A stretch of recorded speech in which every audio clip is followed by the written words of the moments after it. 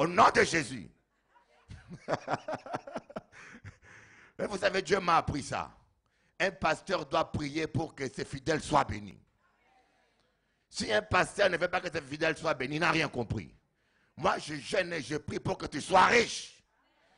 C'est quand tu seras riche que je serai riche moi aussi. Parce que Dieu me bénira par toi.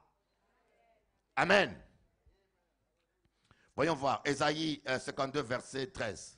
Voici mon serviteur. Dis à ton voisin, je suis un serviteur de Dieu. Et vous savez, c'est ça le problème. Et dis-moi, est-ce que tu es un serviteur de Dieu? En quoi tu es au service de Dieu? Tu es un serviteur de Dieu parce que tu t'assois à l'église? Quel est ton ministère? Est-ce que tu es un serviteur de Dieu? Et dis-moi quel est ton ministère et qu'est-ce que tu fais comme service à Jéhovah? C'est ça le problème. Tout le monde se fait appeler serviteur de Dieu. Mais est-ce que tu es au service de Dieu? Et dis-moi d'abord, dis à ton voisin, quel est le nom de ton ministère? Dis-le un peu. Ah, vous avez dit que vous serviteur à bon Dieu. Mais pas même nom ministère, là? Pas de réponse là. Il y a un monde qui a gratté tes tailles là. On ne peut pas répondre maintenant. Un serviteur. La clé c'est ça. D'abord serviteur. Dieu nous a créés pour l'adorer. Un de service c'est l'adoration. Nous sommes des adorateurs. Dieu cherche des adorateurs. Nous avons été créés pour adorer. Vous savez, chaque chose doit être à sa place. Vous devez comprendre qu'un cheval a été créé pour courir, amener un homme plus vite. Il y a le bœuf qui a été créé pour être mangé. Et Dieu a créé chaque chose dans un but. Et toi, tu n'as pas été créé comme un chimpanzé pour manger les fruits tous les jours ou pour courir les femmes comme un macaque d'une femme à une autre. Mais Dieu t'a créé pour l'adorer. Applaudissez un peu Jéhovah. Oh my God. Dieu t'a créé pour l'adorer. Et non pour manger le pain. Il y en a qui viennent ici pour manger le pain. Il y en a qui viennent ici parce qu'ils ont faim. Mais Dieu t'a pas créé que pour le pain. Il y en a qui viennent ici parce qu'ils veulent se marier. Ils viennent tous les jours pleurer, Dieu, pas moi un mariage. Mais Dieu t'a pas créé pour le plaisir charnel.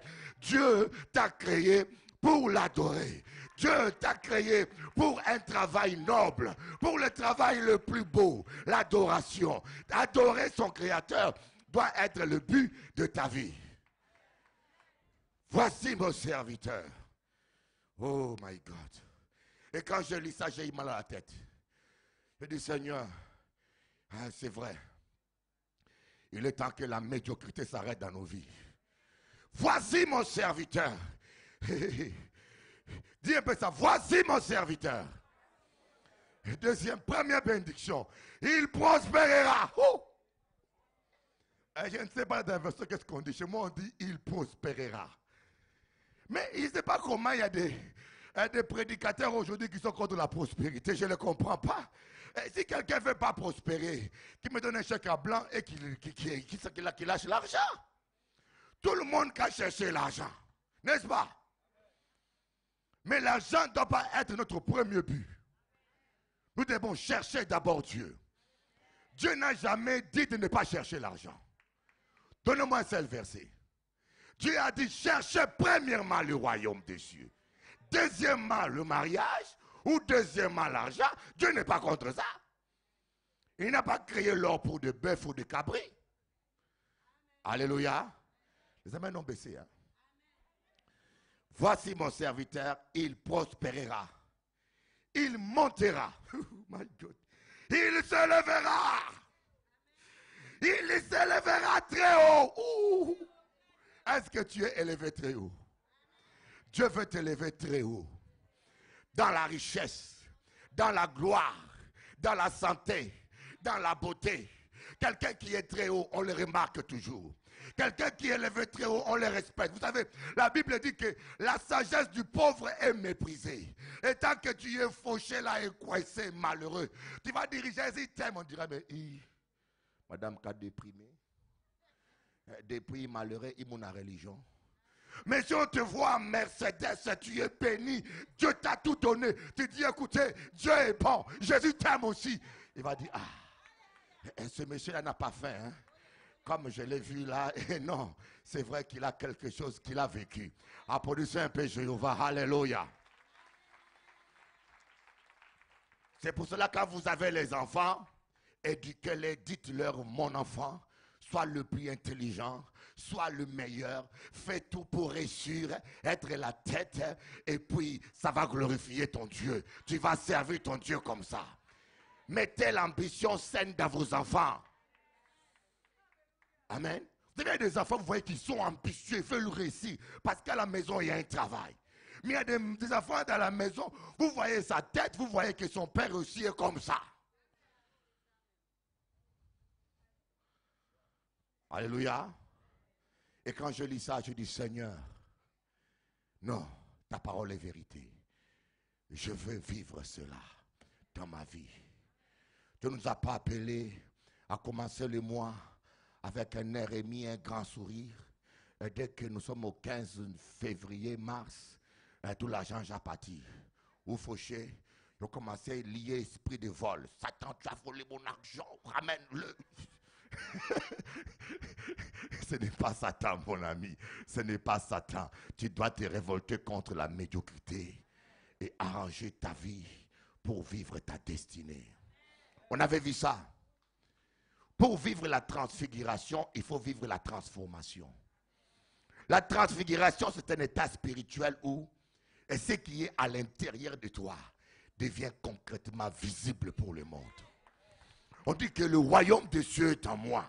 Mais quand on voit ton visage, on dit, mais on voit cette soeur-là a changé. Elle n'est plus triste. On voit une joie. Mais madame, quand je vois une paix là. Qu'est-ce qui se passe? Tu dis, non, Jésus a transfiguré ma vie. Applaudissez un peu Jéhovah. Mais tant que nous restons avec un cœur noir et méchant, malheureusement, beaucoup de chrétiens ne veulent pas vomir la méchanceté. Vous le voyez là, des alléluia, des cantiques. Tout a changé, leurs pieds, leurs dents, leurs cheveux. Ils ont teint leurs cheveux en rouge, en jaune. Ils ont coupé, ils ont collé des cheveux achetés en plastique ou des cheveux indiens importés de l'Inde. Ils ont tout changé, mais leur cœur est toujours méchant. Alléluia. Dis à ton voisin, change ton cœur. Oh, Rabashokor. Oh, Ramasakababayanda. Alléluia. Je ne suis pas contre les cheveux collés. Hein. On peut coller. Hein. Je n'ai pas créé une doctrine. On peut transformer même les cheveux là ou là. Ou pas mettre ça comme monter comme ça, comme des arbres. Tu es libre. Amen. Le plus important, c'est que ton cœur soit transformé. Applaudissons Jéhovah. Alléluia. Nous commençons.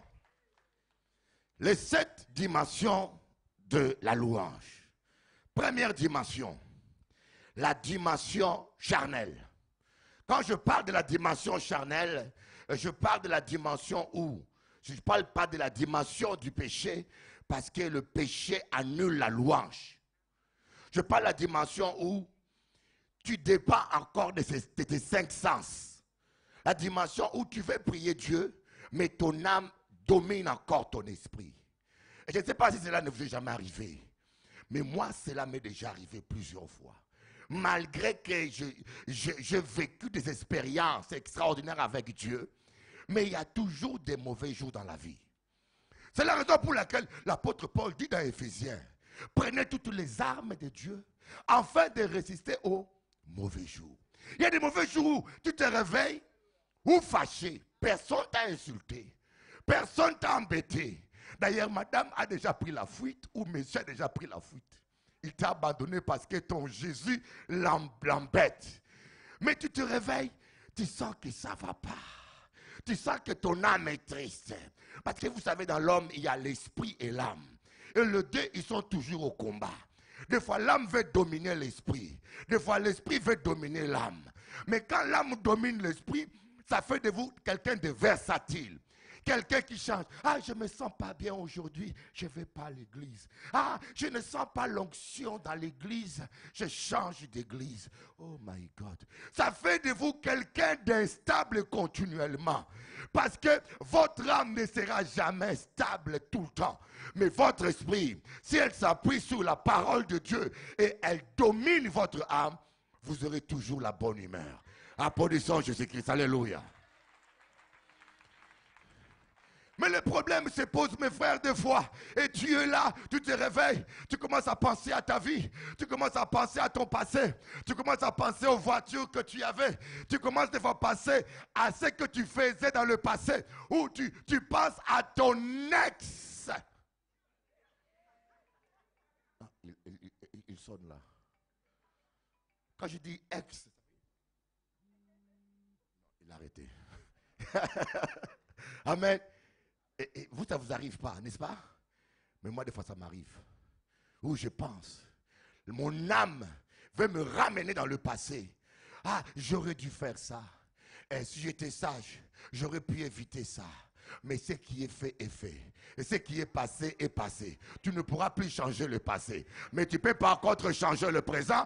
Et tu peux transformer l'avenir. Applaudissons un peu Jésus. Il refuse. N'accepte pas que ton âme te perde ton temps dans le passé. Ce qui est fait est effacé. Même si tu as écrasé un avion, je ne sais pas, tu as perdu une maison. Quand c'est passé, c'est passé. Ça ne vaut pas la peine d'y retourner pour réveiller encore les regrets, la tristesse, la nostalgie. Allons voir dans Psaume 42. J'aime que tout ce que je dis, qu'on le voit dans la parole de Dieu. Parce qu'aujourd'hui, les problèmes qui se passent, il y a beaucoup de gens qui prêchent la pensée positive, de la philosophie humaine, mais des bonnes paroles, mais qui n'ont pas de racines dans la parole de Dieu. C'est pour cela que tout ce qu'on dit, on doit donner, confirmer avec la parole de Dieu. Psaume 42, verset 2. Je commence au verset 6. Pourquoi t'as battu mon âme et gémis-tu sur moi? Oh. Pourquoi t'as battu mon âme? Pourquoi murmures-tu? Pourquoi pleures-tu? Et pourquoi es-tu fâché, mon âme? Et gémis-tu sur moi? Attends-toi à Dieu, car je le célébrerai encore pour son salut. Voilà, David était là. Il y avait un combat. Son âme, vous savez, l'âme est faite comme ça. Des fois, elle va commencer à pleurer. Et si tu laisses ton âme te dominer, il va t'amener dans la dépression. J'ai vu des véritables chrétiens déprimés. Des véritables chrétiens qui veulent se suicider. Qui n'ont pas envie même de prier. Parce qu'ils ont laissé leur âme les dominer et les amener là où il ne faut pas. Mais David avait compris que si je laisse mon âme me dominer, je vais tout droit vers la dépression. Je vais tout droit vers le désespoir. Il faut que je résiste. Il faut que je résiste. Écoute mon âme, tu ne m'empêcheras pas de louer Dieu. Je veux louer Dieu. Même si tu es triste, même si tu es fâché, même si tu ne sens pas l'onction, même si tu ne te sens pas bien, j'ai pris un engagement pour servir Dieu, je veux servir Dieu. Tant pis pour toi mon âme, moi je vais encore célébrer l'Éternel. Applaudissons Jésus-Christ. Trop de chrétiens dépendent de leur âme. Trop de chrétiens vivent dans les caprices de leur âme. Et ils sont instables partout. Même dans une relation amoureuse. L'âme change tout le temps. Tu peux être amoureuse d'une femme ou amoureux d'un homme comme ça. Au bout de 10 ans, ton âme change. Hein, chérie, il faut qu'on divorce. Hein? Pourquoi? Je ne sens plus rien. Tu ne sens plus rien. Je vais t'imposer les mains, tu vas ressentir quelque chose. Elle dit non, non, non. Les gens charnels, hein? Mais les sentiments, ça change tout le temps. L'amour, c'est une décision. J'ai décidé d'aimer et j'aime. Même quand je ne me sentirai plus rien parce que mon âme aime plutôt la présence de la secrétaire. Mais mon âme, tant pis pour toi. Moi, j'ai pris la décision, j'ai pris l'engagement, je reste dans la parole de Dieu parce que c'est là où il y a ma bénédiction. Applaudissons Jésus-Christ, alléluia. Parce que le fait d'être tout le temps avec une personne au bureau, vous allez voir ça, beaucoup de pasteurs et beaucoup des hommes, quand ils abandonnent leur femme, c'est avec la secrétaire toujours. Parce que tous les jours, ton âme voit ta secrétaire te montrer les dents. Même si elle a des dents jaunes, ça deviendra blanche.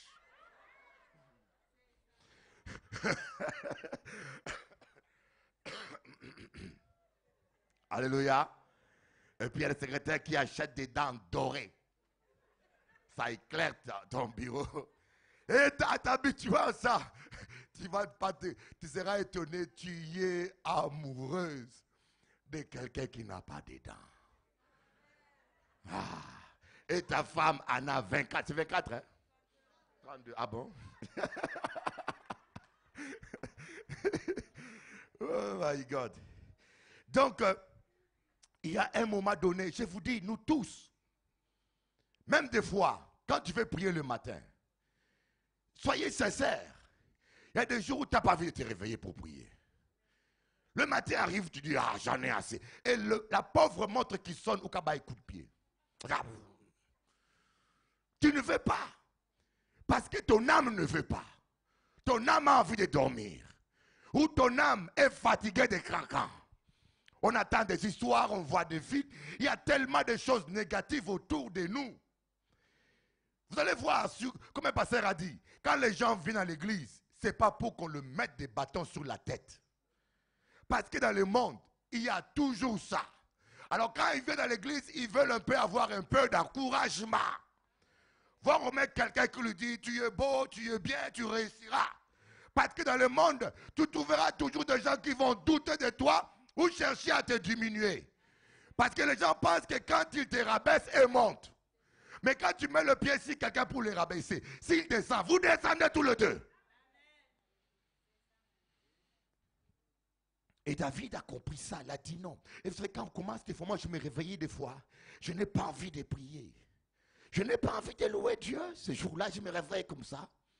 Je dis, mais c'est pas grave. Il y a une semaine, j'avais un tel problème. J'avais jeûné, on avait fait 21 jours de jeûne. On a tellement jeûné que j'étais fatigué. Et j'étais tellement fatigué que ce jour-là, j'ai eu des rencontrages, des histoires, des problèmes. Et ça m'a dégoûté même de jeûner. Et je n'avais pas envie de prier. Mais toi, ça ne t'arrive pas. Moi, ça ne m'arrive pas. C'est pour encourager quelqu'un qui vit ça souvent. Et je me suis dit, mon âme, tu ne veux pas prier, c'est son problème. Je veux prier malgré toi. Je prie mon cantique. Je n'avais pas envie. Je ne sentais pas la présence de Dieu. Je ne sentais pas l'onction. Mais j'ai chanté. Oh, prends mon âme, prends-la, Seigneur. 2, 3, 4 cantiques, 5 cantiques. Au fur et à mesure, je chante et je vois mon âme se fatigue. Mon âme commence à céder du terrain et l'esprit prend place de plus en plus et je sens l'onction vient. Applaudissez Jésus. Donc c'est le premier niveau d'adoration où tu es en train de démarrer. Où tu fais comme un avion qui va en voyage. Le premier niveau, il doit décoller. Il doit être sur terre et prendre la vitesse pour décoller. Et des fois, on a du mal. C'est là où le diable, la plupart des fois, il essaye de nous bloquer et nous empêcher de décoller.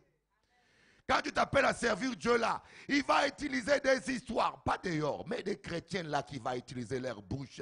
Tous ceux qui sont charnels, ils vont te critiquer, ils vont...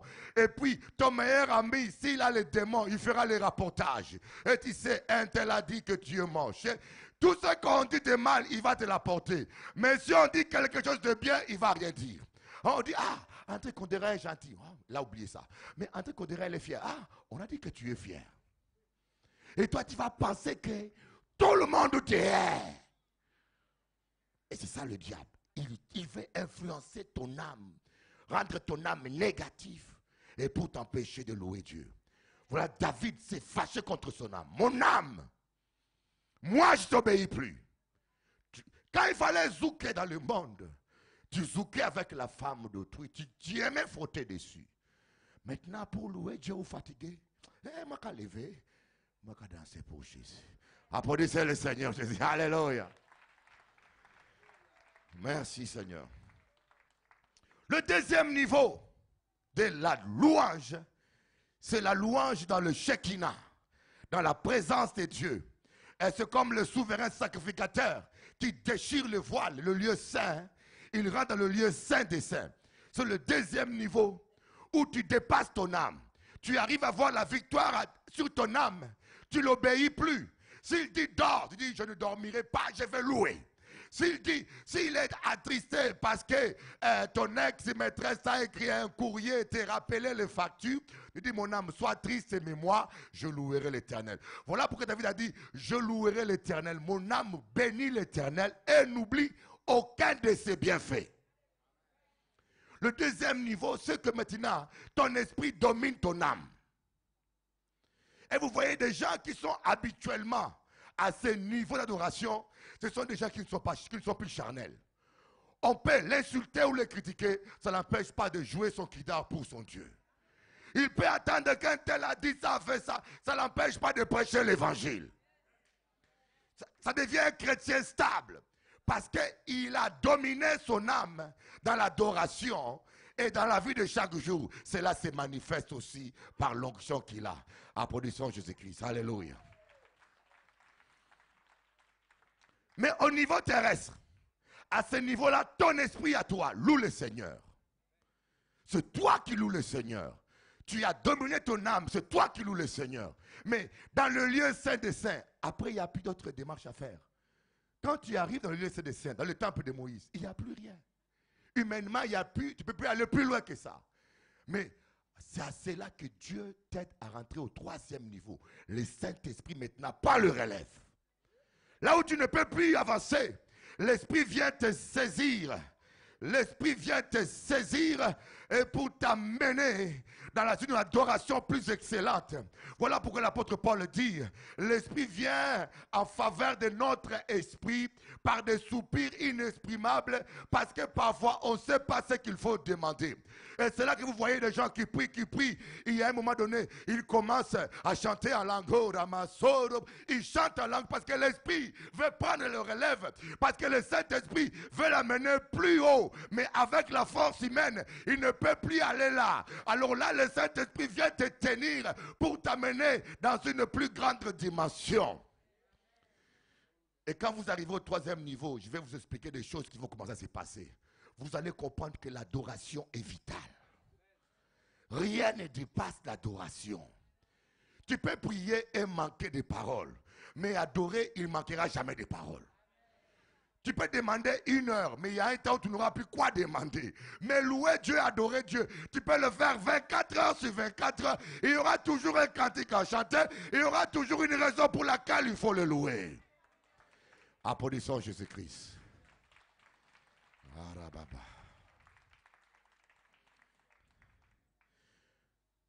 C'est là que vous voyez l'Esprit de Dieu nous saisir. Je vois 2 versets que l'Esprit de Dieu m'a donné dans l'avion. Venez voir. Ésaïe 57. Alléluia. À partir du verset 18. Je l'ai eu juste dans l'avion. Les gens de la Martinique ne l'ont pas eu. J'ai vu ces choses, mais je les guérirai, je les guiderai, et je les comblerai de consolation. Lui et ceux qui sont en deuil avec lui, je mettrai la louange sur les lèvres. Paix à celui qui est loin et à celui qui est près, dit l'Éternel, je les guérirai. Dieu dit, je mettrai la louange dans ses lèvres. Donc il y a des moments où ce n'est pas toi par toi-même qui loue Dieu. Mais l'onction de louange vient, il te stimule à louer Dieu. Il te donne les mots qu'il faut. Il vient par le parler en langue. Quand tu n'as pas le parler en langue, il utilise même ton intelligence. Mais il t'inspire pour louer Jéhovah. Parce que le combat est le combat de l'Éternel. Applaudissons Jéhovah notre Dieu. Alléluia. Allons-y voir encore. Ésaïe 61. Verset 4. Verset 3. Vous allez voir que Dieu, il y a un moment donné, c'est l'Esprit de Dieu qui vient. Vous savez, au deuxième niveau, c'est notre esprit qui tient le volant. Mais au troisième niveau, l'Esprit de Dieu tient lui-même les volants. Il dit, c'est maintenant moi qui dirige. Tu ne pourras pas conduire aussi loin que ça. Maintenant, moi, je prends les affaires en main. Alors là, vous commencez à louer Dieu d'une manière surnaturelle. Les gens ne comprennent pas pourquoi cet homme-là loue Dieu. Mais comment il arrive à louer Dieu? On a brûlé sa maison. Alléluia. Votre genre de prière indique votre niveau de spiritualité. Votre genre, vous voyez quelqu'un qui prie toujours pour un mariage. Sa prière commence par le mariage et termine par le mariage. Comprend que cette femme-là et cet homme-là est esclave de sexe. Quand quelqu'un prie toujours pour l'argent, il commence avec l'argent. Oh, argent, viens ici, je t'ordonne, viens. Et plus il appelle l'argent, plus l'argent fuit. Donc cet homme-là, il est esclave de sa convoitise. Mais celui qui cherche le royaume des cieux commence par le royaume des cieux. Il commence par notre Père, notre amour, notre Créateur, notre merveilleux Père d'abord. Amen. Allez voir, Ésaïe 61, verset 3. Pour accorder à ceux de Sion qui sont dans le deuil. Voyez, Dieu sait qu'il y a un moment où nous serons dans le deuil, où ton âme sera dans le deuil, à cause des épreuves, à cause de la difficulté d'aujourd'hui, pour lui donner de la splendeur au lieu de cendre, une huile de joie au lieu du deuil, un vêtement de louange au lieu d'un esprit abattu. C'est quoi un vêtement c'est quoi un vêtement? Pourquoi on dit un manteau? Pourquoi Élie a donné à Élisée un manteau? Le manteau, c'est quelque chose qui est au-dessus de toi. Donc le manteau, tu le portes sur toi. Donc c'est au-dessus de toi, c'est au-dessus de tes capacités. Donc quand Dieu te donne un vêtement de louange, il te donne la capacité de louer au-delà de ton âme. Et celui qui n'a pas ce manteau-là, lui, quand il est triste, il n'arrive pas à louer Dieu. Mais comme toi, Dieu t'a fait grâce, il a décidé de te bénir. Il a décidé de te relever. Il te fait don de ce vêtement de louange. Mais il est invisible. Là où les gens pleurent, ah, la facture, ah, le chômage. Mais on ne comprend pas, toi, tu es toujours joyeux. Pendant que les gens voient leur facture, toi, tu comptes les étoiles. Dieu est bon. Ah, quand je pense comment Dieu a créé même des oiseaux. Nous, on pense aux factures. Tu as perdu la tête. Vous savez, il y a des gens qui sont là. Ça fait 10 ans qu'ils n'ont pas admiré une fleur. Est-ce que je mens? Il y a des gens qui sont là, assis là. Ça fait 10 ans, ils n'ont même pas regardé une fleur, dit, oh, que c'est mignon. Tellement que la tête est remplie d'autres choses, de bêtises. Mais quand vous avez un vêtement de louange, l'Esprit de Dieu t'enveloppe, tu deviens comme un extraterrestre. Pendant que les gens pensent comment je vais tuer l'autre là, comment je vais l'attaquer, comment je vais me venger. Mais toi, tu passes le temps à compter les étoiles, à compter les bienfaits de Dieu. Applaudissez un peu Jésus, alléluia.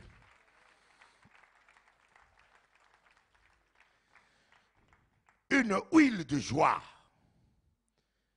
C'est très important, mes amis. C'est très important que vous compreniez ça. Et quand vous rentrez, l'Esprit de Dieu maintenant prend les volants. Après maintenant, il vous amène à la quatrième dimension.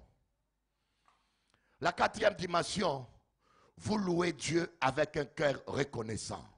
La louange des reconnaissances. C'est-à-dire que à cette dimension-là, vos problèmes ne sont plus des problèmes. Ils sont déjà résolus. Et vous commencez à louer Dieu. C'est ce qui est arrivé à Noé. Hein? Et Noé, Dieu l'a sauvé. Et là, Dieu a tué tout ce qui était sur terre. Les gens ont laissé leur maison, leurs biens. Mais quand Noé est descendu, il n'a pas pensé à autre chose. Il a commencé à adorer Dieu, à lui remercier. Et Dieu, ça l'a plu. Mais imaginez-vous qu'après ta pitre, tout le monde disparaît. Et on te met tout seul là. Et je crois qu'il y a des sœurs qui vont aller d'abord à Casino, à Carrefour, remplir leur frigo. On va dire, toute la viande qui est là, c'est pour moi. Mais il y en a qui iront tout de suite au BMW, attraper 10 voitures, l'amener chez lui. Mais Noé, il n'a pas pensé à rien d'autre. La première chose, c'était adorer son Dieu. Applaudissons le Seigneur Jésus. À ce niveau-là, on a la reconnaissance. Et vous savez, la plupart des fois, nous pensons à ce qu'on n'a pas. On ne sait pas rendre grâce à Dieu pour ce qu'on a. Seigneur donne, Seigneur donne, Seigneur donne. Est-ce que tu as déjà passé assez de temps à dire Seigneur merci, merci, merci pour ce que tu as déjà donné? Et David dit, mon âme bénit l'Éternel et n'oublie aucun de ses bienfaits. On est prêt à faire midi à 14 heures pour quelque chose qui nous soit arrivé, mais on ne sait pas dire, Dieu bénit Dieu, un jour, j'étais dans un accident, il m'a sauvé. Oh oui, j'ai béni Dieu. Un jour, j'étais rétrograde. Je devais mourir. Je me suis repenti le matin à 5 heures. Je suis allé prendre un train à Drainville. Et le train était en marche. J'ai sauté du train. J'ai glissé. Tous mes pieds sont rentrés sous le train. Et je n'ai pas été écrasé. Dieu m'a sauvé. Je bénis Dieu. Il y a de quoi bénir Dieu, mes amis. Amen. Quand l'Esprit t'emporte à ce niveau-là, tu ne vois plus de problèmes. Mais tu vois combien Dieu est bon. Pendant que les gens passent leur temps à pleurer, à gêner parce qu'il leur manque du pain ou parce qu'ils veulent se marier, ils veulent ceci. Mais toi, tu passes ton temps à remercier Dieu pour tout ce qu'il fait. Pour tout ce qu'il fait, à l'adorer, à l'adorer. Je te loue, mon Dieu. Oh, mon frère Kondora, combien sont morts à 50 ans? Tu es toujours là et tu es toujours beau. C'est merveilleux, n'est-ce pas? Moi, j'ai vu des gens qui sont devenus tellement morts. Mais toi, tu es toujours là. Applaudissez Jésus. Regardez, Mamie Chabine, tu es aussi belle qu'une fille de 15 ans. Oh my God. Bénis le Seigneur. Alléluia. Applaudissez un peu Jésus. Il nous rajeunit, il nous bénit, il prolonge nos jours. Beaucoup se sont endormis et c'était fini. Mais Dieu nous garde encore en vie. Remercions le Seigneur pour cela. Le 5e niveau. Comme je dis, 4e niveau, c'est la louange et la reconnaissance. Mais le 5e niveau, c'est la louange de la foi. Dis à ton voisin, la louange de la foi. Oh, oh. La louange de la foi. C'est ce que les enfants d'Israël ont fait devant le mur de Jéricho. À ce niveau-là, vous avez tellement loué Dieu que l'onction de Dieu t'a saisi. Il t'a mené haut. Vous savez, quand vous louez Dieu, votre foi aussi grandit. Je vous donne un secret. Quand vous êtes devant un problème qui dépasse votre foi, ou quand vous êtes devant une situation qui dépasse votre intelligence, commencez à louer Dieu. Commencez seulement à louer, à louer, à louer. La louange attire la présence de Dieu. Et quand Dieu est présent, il y a une solution. Amen. Et plus vous, il y a des situations où vous n'avez pas envie de louer Dieu. Je comprends. Quand votre épouse s'en va avec quelqu'un d'autre, je ne sais pas si vous allez louer Dieu. Vous allez dire, où je vais acheter un fuseau, un coutelas. Moi qui ai coupé des amitiés. Et moi, ça m'est arrivé, je vous l'ai dit. Et quand j'ai craqué, j'ai dit, bon, Seigneur, je t'ai prié, tu n'as pas réglé l'affaire.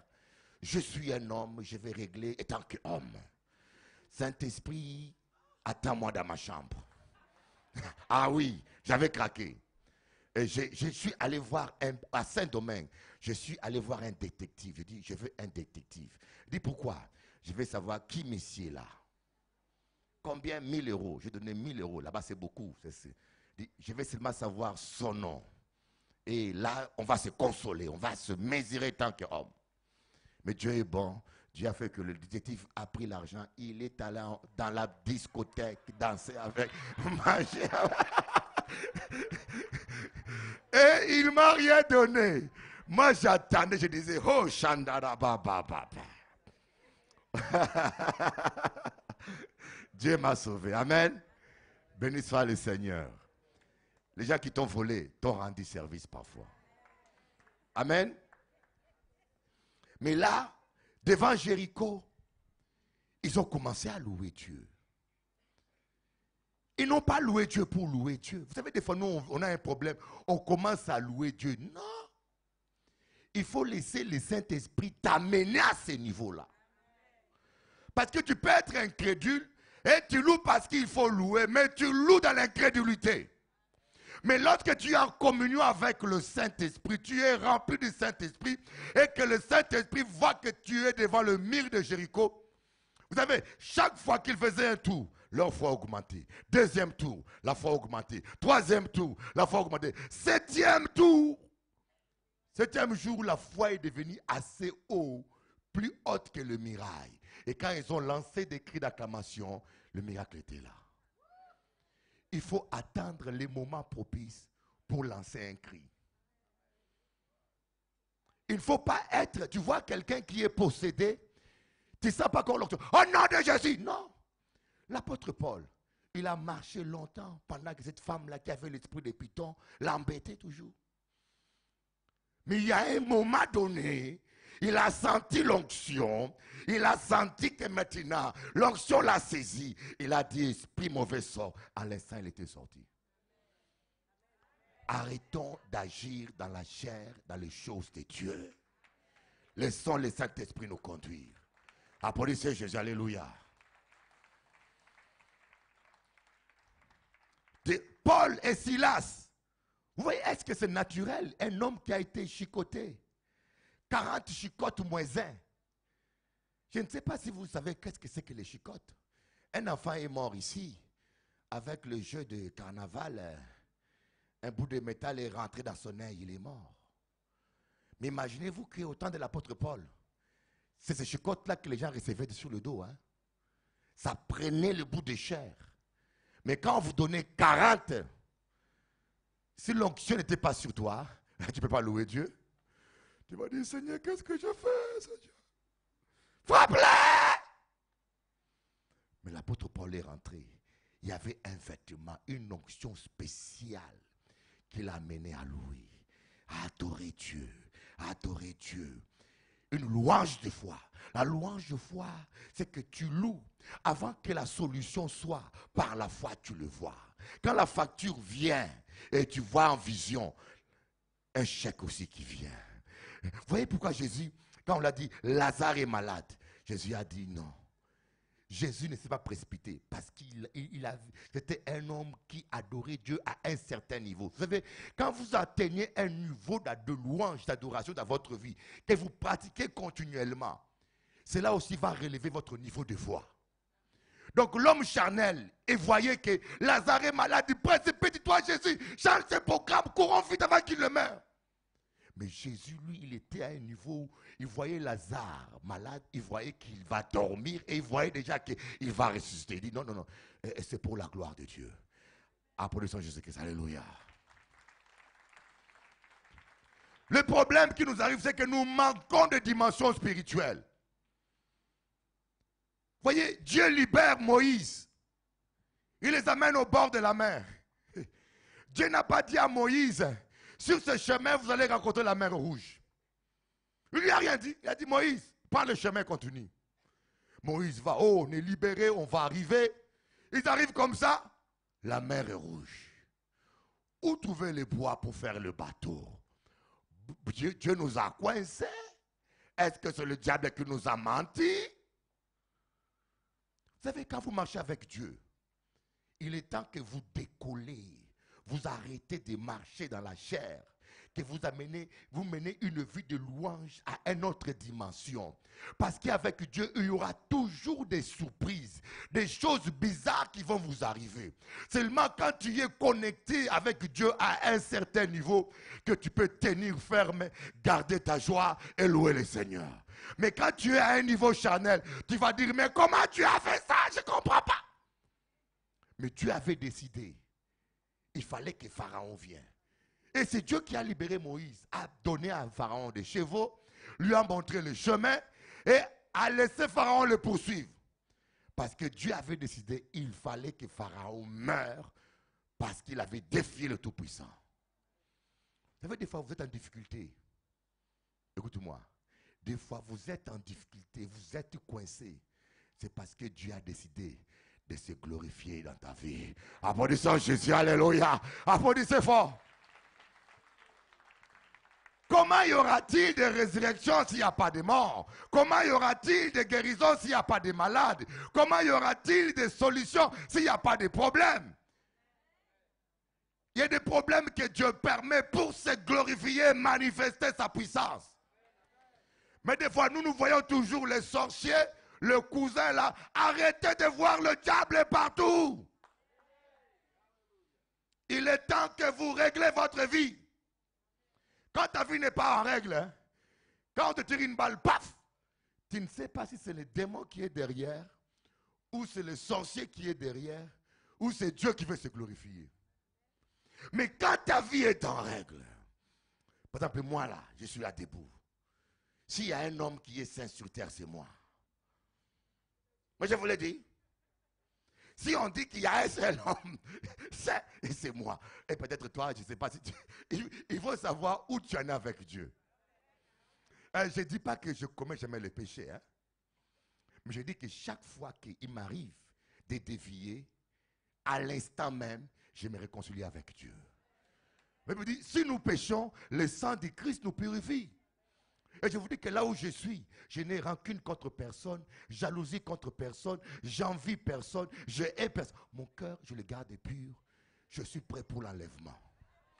Et quand tu es comme ça avec Dieu, si vous voyez, on vous dit qu'on a brûlé votre voiture, tu sais que ma vie est entre les mains du Père.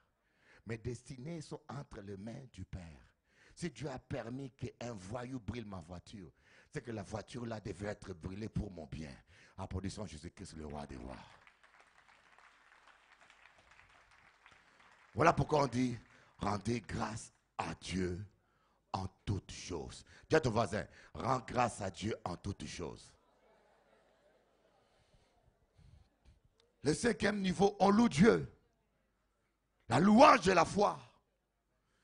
Je loue pas parce qu'il faut louer, mais je loue parce que dans ma foi, je vois la solution. Oh, béni soit Jéhovah. Oh, oh. Bientôt, le monde saura que mon Dieu est vivant. Bientôt, le monde saura. Et ça, c'est une dimension que tu peux vivre seulement quand tu es dans l'esprit. Là où les gens voyaient le désert, Jésus voyait les herbes vertes.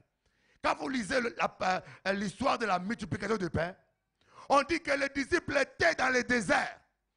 Mais Jésus a dit, faites-les asseoir dans l'herbe. Quand Jésus a dit, faites-les asseoir dans l'herbe, en un instant, l'herbe a poussé. Tiens! Alléluia. Ce que vous dites, vous créez, mes amis. Le problème, c'est qu'il y a des gens qui ont des lunettes sales, des lunettes noires. Ils voient tout en noir. Le problème, ce n'est pas Dieu, c'est tes lunettes. Il y en a qui voient que les disciples disent, Seigneur, nous sommes dans un désert où ils vont s'asseoir. Comment on pourra? Ah, Seigneur, il y a la crise économique, Bishop Eli.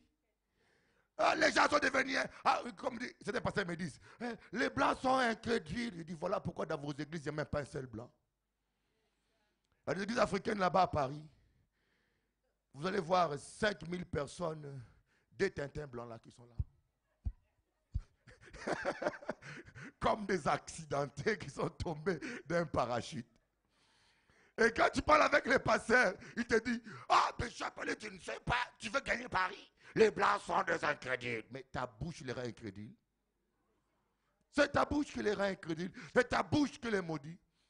Jésus a dit, faites-les asseoir dans l'herbe verte. Quand les disciples ont regardé comme ça, l'herbe avait déjà poussé. Il dit, eh? Alléluia. La louange de la foi. 6e niveau. La louange prophétique. Dis à ton ami, la louange prophétique. Oh. Regardez David. Ce n'était pas un prophète. C'était un psalmiste qui louait un roi, qui louait, qui adorait Dieu. Mais regardez combien de choses il a prophétisé. Allez dans le psaume 22, on va voir. Allons dans le psaume 22. Vous allez voir David décrire même Jésus crucifié. Psaume 22, verset 17. D'ailleurs, verset 2, il dit, mon Dieu, pourquoi m'as-tu abandonné? Donc, il dit la même phrase que Jésus a dit à la croix. Donc, il est tellement, la Bible dit que Dieu cherche dans la louange. Et quand vous louez Dieu à un moment donné, vous devenez un avec Dieu.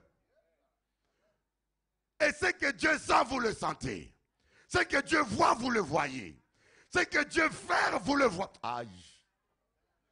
Et voilà pourquoi Paul dit, je désire que vous prophétisez tous. Parce que normalement, si tous les chrétiens se mettent à louer Dieu jusqu'à ce niveau-là, 7e niveau, vous allez voir que tous les chrétiens ici deviendront prophétiques. Ou tu viens à l'église comme ça, un frère dit, mon frère, j'ai reçu une parole pour toi. Ce n'est pas des cancans, c'est vraiment la parole de Dieu. Il y a ça. Et moi aussi, j'ai reçu pour toi. Dieu a dit ça. Alléluia.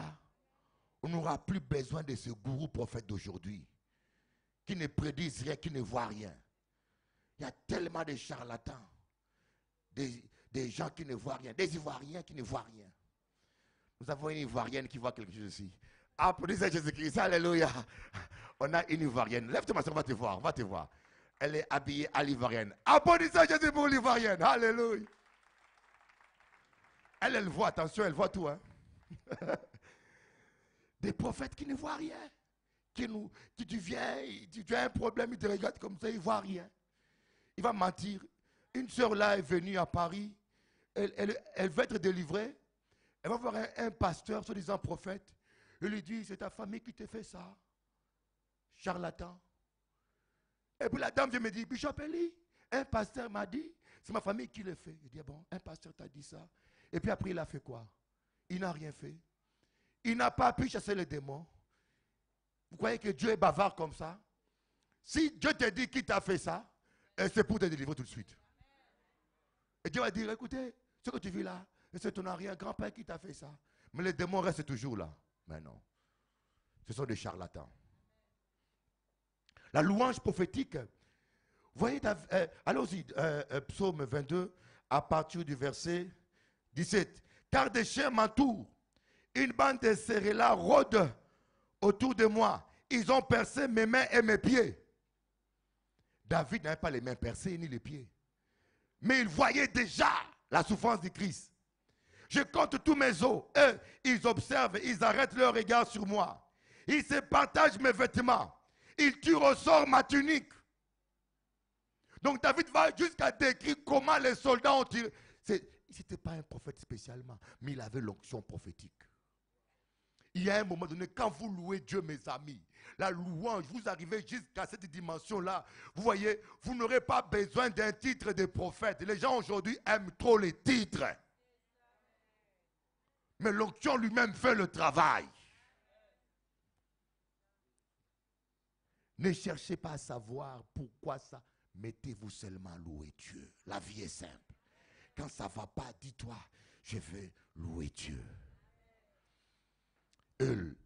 La 7e dimension qui est la dernière, c'est la contemplation. Dis à ton frère, la contemplation.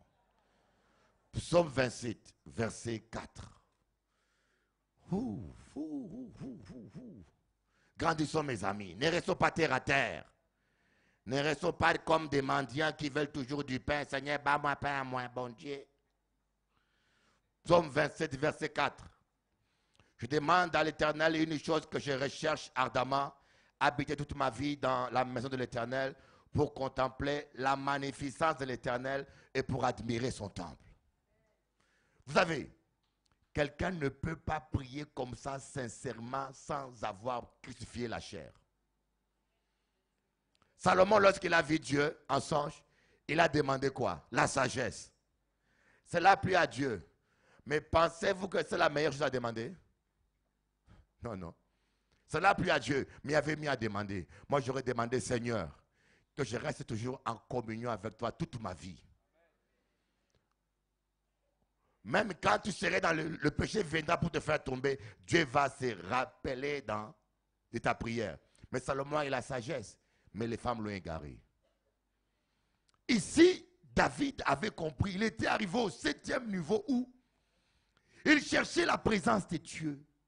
Le louer, Non pour avoir une délivrance, ni une guérison, ni un bienfait, mais simplement parce qu'il a aimé Doudou Aïe, bon Dieu Aïe.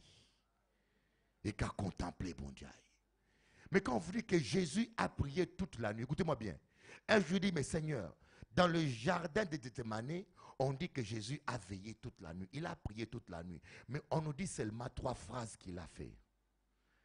Et toute la nuit, il a fait quoi? Tu m'as dit, c'est la contemplation. Il n'a pas parlé. Les apôtres n'ont rien entendu. Il était là. Il contemplait son Père.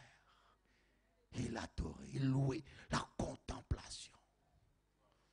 Et quand l'onction était forte, il disait une phrase. Après, il recommence à contempler Dieu. Des fois, nous parlons trop, pressés, rapides, comme des paroles mécaniques. Oh Seigneur, avant que je sois là, tu fusses là, nous chantons, nous. Oh, des phrases préprogrammées, mécaniques. Et là, quand il prie, disant que la personne est mécanique. Rapide. Oh Dieu, les très hauts placés, la lumière du monde. Avant que je voulais chanter avec toi.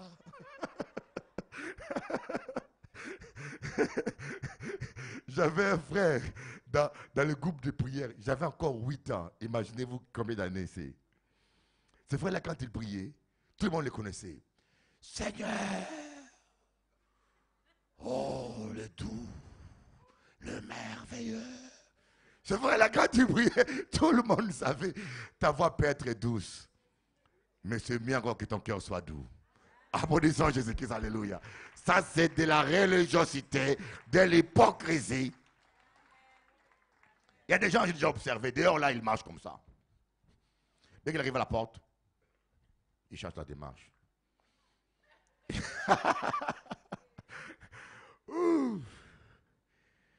C'est ce que Moïse a fait. Moïse a jeûné 40 jours. Il a passé toutes les étapes de l'adoration, de louange. Et quand il est arrivé au 40e journée, il a vu, Dieu lui a parlé. Quand vous arrivez à ce niveau-là, vous avez tellement passé, plus vous passez le temps de la présence de Dieu, plus les envies du monde, les goûts du monde, la vanité, la gloire du monde, le succès, l'admiration des hommes n'a plus de valeur devant vous. Plus vous passez le temps, vous savez, les gens charnels, ça se voit par leur attitude. Il y a des gens, leur vision, je vais voir la plus grande église des Antilles. Ça, c'est la vanité. Je vais être le number one. Number one de quoi? Mais Moïse a dit, Seigneur, fais-moi contempler ta gloire. Seigneur, rien ne me plaît sur terre. Rien ne me plaît plus que ta gloire. Seigneur, s'il te plaît, fais-moi contempler ta gloire. Cela a plu tellement à Dieu. Dieu a dit, Moïse, tu es encore dans un corps de chair. Ma gloire est trop forte pour qu'un humain puisse le voir. L'apôtre Paul a voulu le voir, il a été aveuglé. Parce que s'il n'avait pas été aveuglé, il serait mort. Les gens n'ont pas compris pourquoi est-ce que quand l'apôtre Paul a fixé les yeux sur Jésus, il était aveuglé sur place parce que c'était toute la gloire de Dieu qui était là. Et Dieu voulait épargner sa vie. Amen. Et Dieu a dit, mais tu ne pourras pas sur terre, mais voir avec un corps de chair. Mais le jour de la transfiguration, Dieu s'est rappelé de Moïse. Il a dit, quand Moïse est mort, l'archange Michel a récupéré son corps. Pourquoi? Parce que Dieu voulait exaucer sa prière. On a mené son corps au ciel, on l'a mis dans un congélateur céleste. Vous savez, quand vous plaisez à Dieu, Dieu fera des choses inimaginables pour vous. Vous ne pouvez pas vous imaginer ce que Dieu peut faire pour vous quand vous touchez son corps. Alléluia. Applaudissez un peu Jéhovah. Oh my God. Vous ne pouvez pas vous imaginer jusqu'où Dieu peut aller quand vous touchez son cœur. Nous cherchons toujours à plaire aux hommes, mais on est déçus. Cherchez à plaire à Dieu. Et le jour de la transfiguration, Dieu a dit, Moïse, descends. Moïse, tu voulais me voir sur terre? Viens voir. Moïse est descendu. Il a vu Dieu face à face. Jésus avec un visage transfiguré comme le soleil. Les disciples ont fermé les yeux. C'était trop fort. Mais Moïse, ces jours-là, sa prière a été exaucée. 1000 ans, des centaines d'années après. Aie comme objectif de plaire premièrement à Dieu. Tu ne le regretteras jamais. Fais de l'Éternel tes délices, il t'accordera ce que ton cœur désire. Applaudissez fort Jéhovah. Oh my God. On se lève pour adorer. Oh Seigneur Dieu. Oh Jéhovah. Voici, je suis là pour t'adorer. Tu m'as créé pour t'adorer. Et je veux t'adorer toute ma vie. Tu m'as créé pour t'adorer. Et je veux être un adorateur. Alléluia. Mais voici Seigneur pour t'adorer. Je veux te louer. Toi qui m'as... Mon frère, j'ai progressé. Hein? Tu as remarqué ça? Joue-moi un kidar, s'il te plaît. Accompagne mon frère. Tu joues bien le kidar. Accompagne-moi. Il y a un kidar là. C'est un grand kidariste qui est là. Applaudissez Jésus pour lui. Alléluia. Et c'est un homme que je respecte beaucoup. Vous savez pourquoi? Ça fait longtemps que je le connais. Et je sais les épreuves qu'il a traversées. Et je sais comment il a résisté à l'ennemi. Vous le voyez toujours là debout. Vous voyez des gens comme ça, vous ne savez pas qu'est-ce qu'ils ont payé des prix. Amen. Oh, rabababa. Alors, mon frère Kondora, je sais que je chante parfois, je déraille parfois, mais ne t'inquiète pas. Bon, c'est vrai, je le connais, les perfectionnistes. Le kida n'est pas bien ajusté ou réglé. C'est les amateurs.